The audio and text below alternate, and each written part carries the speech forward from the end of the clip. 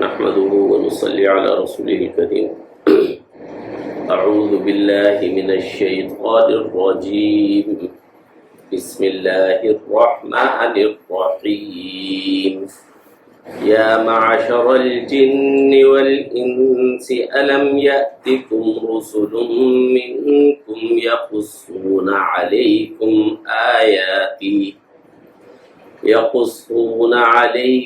آياتي وينذرونكم لقاء يومكم هذا قالوا شهدنا على أنفسنا وغرتهم الحياة الدنيا وشهدوا على أنفسهم أنهم كانوا كافرين ذلك أن لم يكن ربك مهلك القرى بظلم وأهلها غافلون ولكل درجات مما عملوا وما ربك بغافل عما يعملون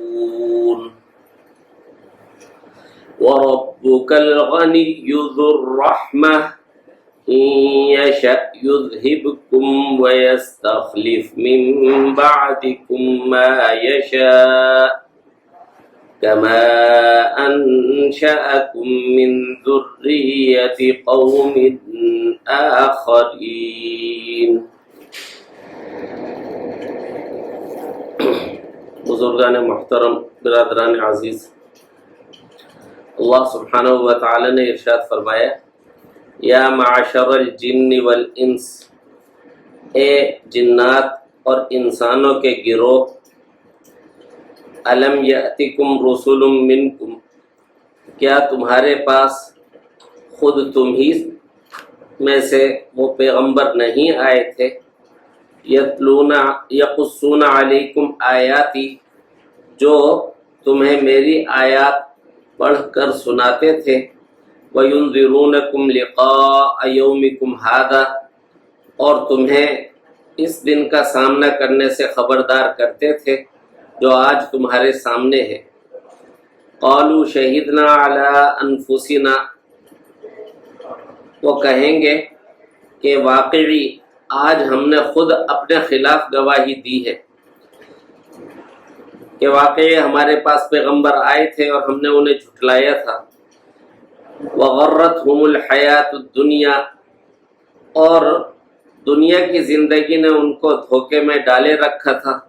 وَشَهِدُوا عَلَىٰ أَنفُسِهِمْ أَنَّهُمْ كَانُوا كَافِرِينَ، اب وہ خود اپنے خلاف گواہی دیں گے کہ واقعی وہ کافر تھے.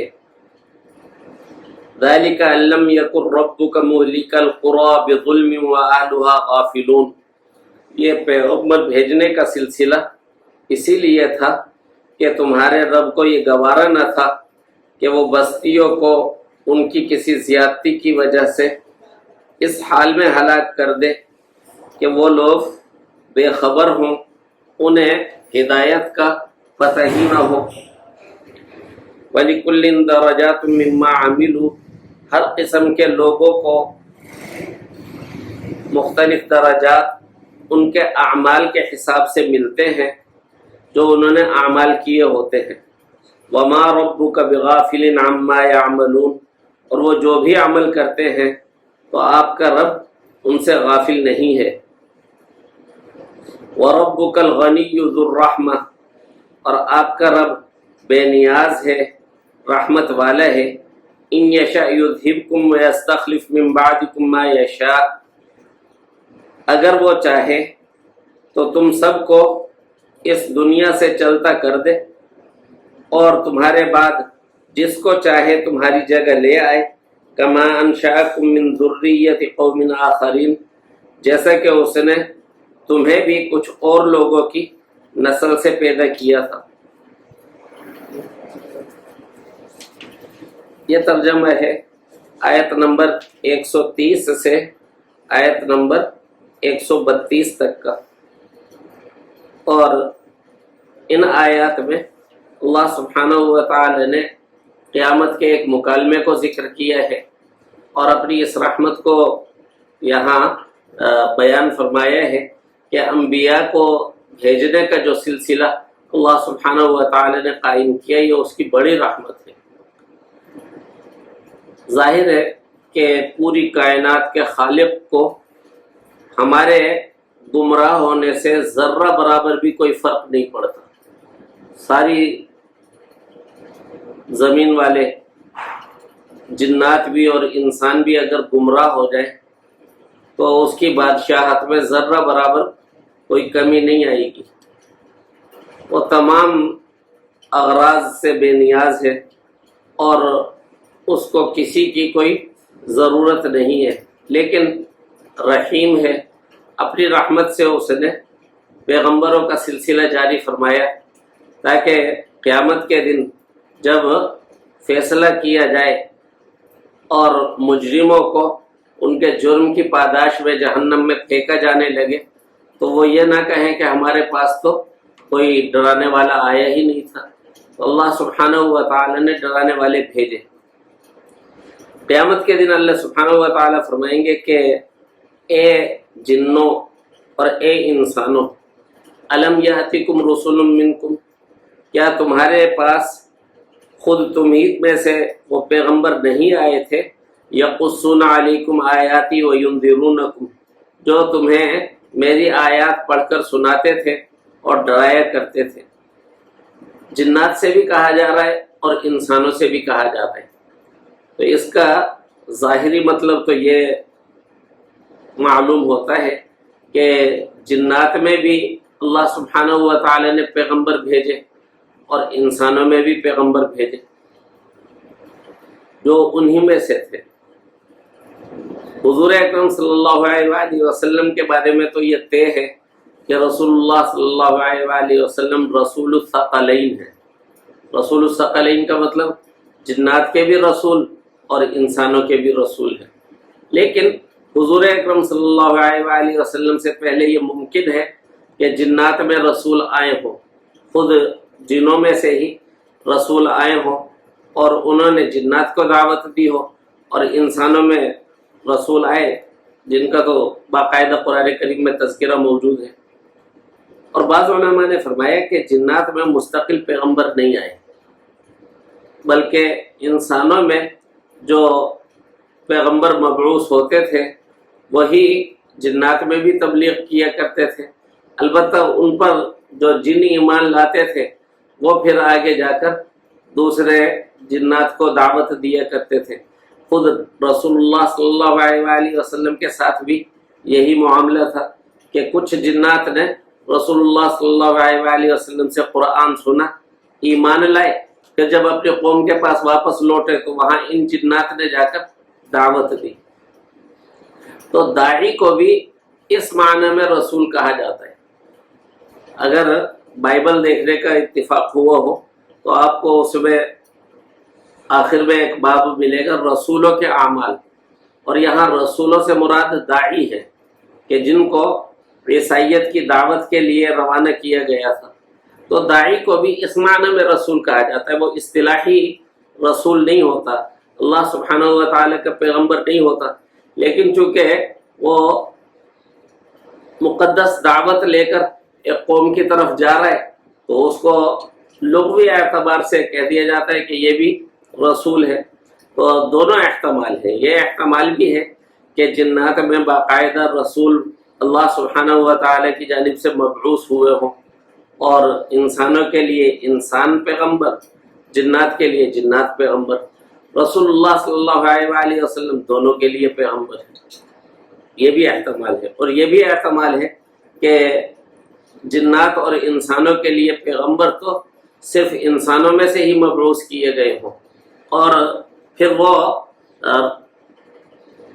انسانوں کی طرف مبعوث کیے جانے والے پیغمبر ہیں، انہوں نے ہی جنات کو بھی دعوت دی ہو، اور ان کو مقدس دعوت جب پہنچی تو پھر انہوں نے آگے اپنے ساتھیوں کو پہنچائی۔ دونوں احتمال ہیں، اور قرآن کریم سے جو مختلف مقامات ہیں دونوں کی گنجائش معلوم ہوتی ہے۔ مثلا ایک مقام پر یہ بھی آیا ہے کہ ہم نے آپ سے پہلے جن کو بھی رسول بنا کر بھیجا وہ مرد ہی تھے. تو رجل کا لفظ ہے اور وہ انسانوں کے لیے استعمال ہوتا ہے.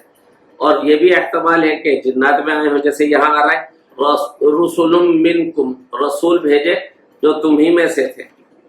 یقصون علیکم آیاتی، وہ تمہیں میری آیات پڑھ کر سناتے تھے.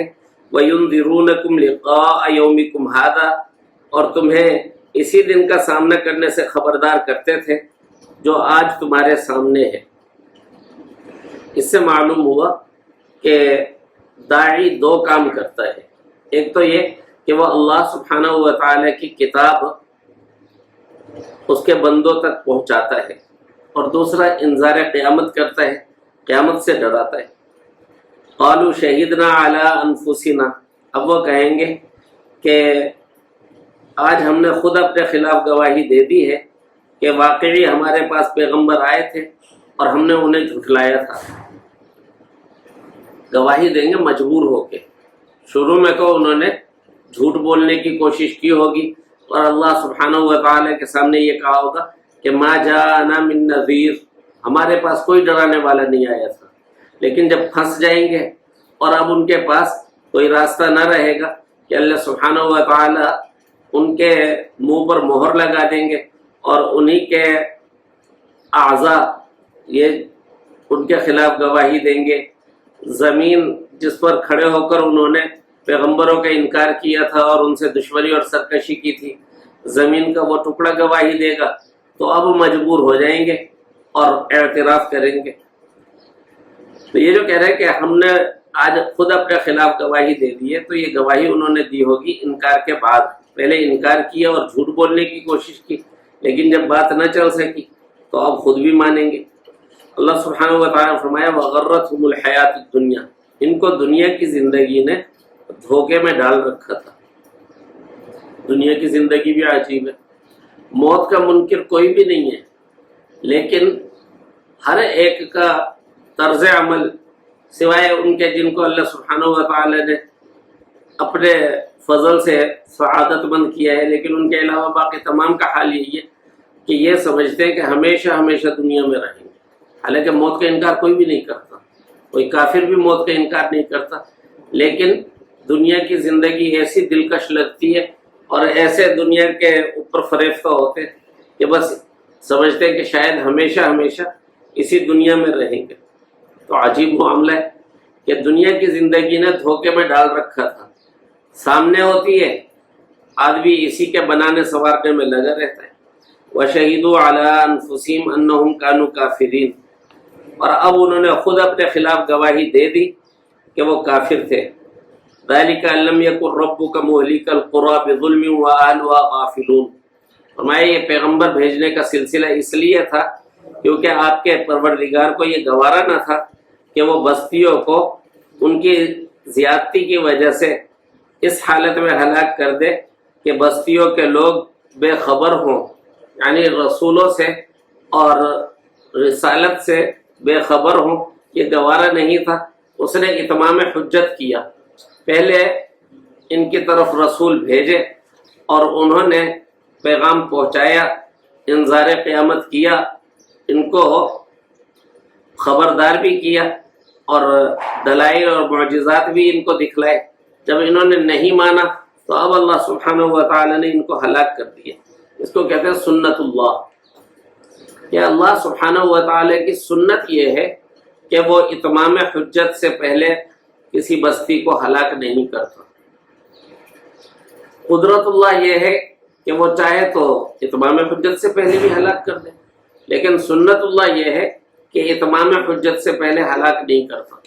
جب تک ان کے ہر عذر کو ختم نہ کر دیا جائے اس وقت تک ان پر عذاب نہیں بھیجتا. قیامت کے اندر بھی اس وقت تک ان کو ہلاک نہ کرے گا جب تک کہ ان کے پاس رسول نہ بھیج دیے گئے ہوں. ہاں یہ قدرت اللہ نہیں ہے، قدرت اللہ اس سے زیادہ ہے. قدرت اللہ یہ ہے کہ وہ چاہے تو بغیر اتمام حجت کے بھی ہلاک کر دے. وَلِكُلٍّ دَرَجَاتٌ مِّمَّا عَمِلُوا، ہر قسم کے لوگوں کو مختلف درجات ان کے اعمال کے حساب سے ملتے ہیں۔ اللہ سبحانہ و تعالی کا قانون ہے کہ جس کو جہنم میں عذاب دیا جائے گا اس کے عمل کی بدولت دیا جائے گا، جو ہمیشہ ہمیشہ جہنم میں ہوگا وہ اپنے عمل کے اعتبار سے، اور جو اس سے کم وقت کے لیے جہنم میں ہوگا وہ اپنے عمل کے اعتبار سے، اور جو جنت میں جائیں گے تو جنت میں اگرچہ اللہ سبحانہ و تعالی کے فضل سے جائیں گے، لیکن وہاں بھی ظاہری سبب جو بنا ہوگا ان کا ایمان اور اعمال۔ چنانچہ وہاں بھی یہی کہا جائے گا جنتیوں کو بھی جزاء بما كانوا يعملون، کہ یہ بدلہ ہے ان کے اعمال کا جو وہ کیا کرتے تھے۔ سنت اللہ کے بعد اب اللہ سبحانہ و تعالی اپنی قدرت کو بھی بیان کر رہے ہیں کہ ہم کامل اقتدار رکھتے ہیں، پورا پورا قابو رکھتے ہیں، ایسا نہیں ہے کہ ہم ان کو ختم نہ کر سکیں۔ وَرَبُّكَ الْغَنِيُّ ذُو الرَّحْمَةِ، یہ جو رسول بھیجنے کا سلسلہ ہے یہ اللہ سبحانہ و تعالی کی ضرورت نہیں ہے، آپ کا رب ہر ضرورت سے بے نیاز ہے، ذو الرحمہ، لیکن رحمت والا بھی ہے، اس کی رحمت کا تقاضا ہے کہ وہ رسول بھیجے۔ ان یشاء یذہبکم ویستخلف من بعدکم ما یشاء، اگر چاہے تو تم سب کو یہاں سے چلتا کر دے اور تمہارے بعد جس کو چاہے تمہاری جگہ پر لے آئے۔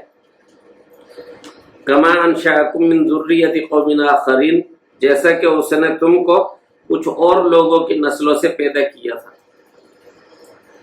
اس زمین کا مالک اللہ سبحانہ و تعالی ہے۔ ایک وقت میں کچھ لوگوں کو اس زمین پر اختیار دے دیا جاتا ہے، کسی اور وقت میں دوسروں کو اختیار دے دیا جاتا ہے۔ روایات میں آتا ہے کہ کسی پیغمبر نے حضرت جبرائیل علیہ السلام سے پوچھا کہ آپ نے تو شروع سے انسانوں کو دیکھا ہے اور اب تک دیکھا ہے، تو آپ نے سب سے زیادہ عجیب کیا چیز دیکھی؟ آپ پیغام ہدایت لے کر بھی آتے رہے ہیں اور اللہ سبحانہ و تعالیٰ کے عذاب کے فیصلے لے کر بھی آپ آتے رہے ہیں، اور آپ نے زمین کے چپے چپے کو دیکھا ہوا ہے، تو سب سے زیادہ عجیب معاملہ آپ کو کیا لگا؟